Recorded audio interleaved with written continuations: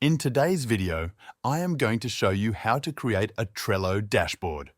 Trello is a very flexible tool for organizing projects and tasks. First, open Trello in your web browser.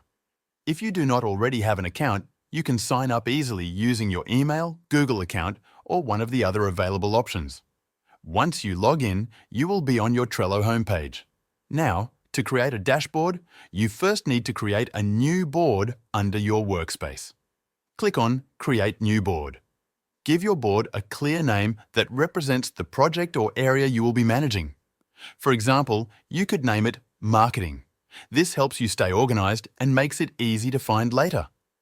After creating the board, you can customize it. Choose a background color or image that you like, set the visibility, and adjust permissions depending on whether you want to keep it private or share it with a team. Next, you can begin adding lists.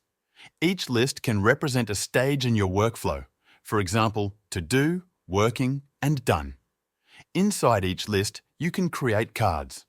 Cards can be used for tasks, assignments, or notes.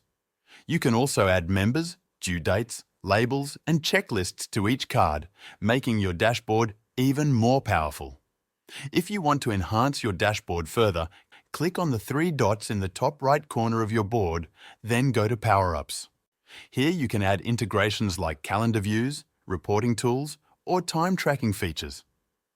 These apps can make your dashboard more interactive and useful for your workflow. And that's it.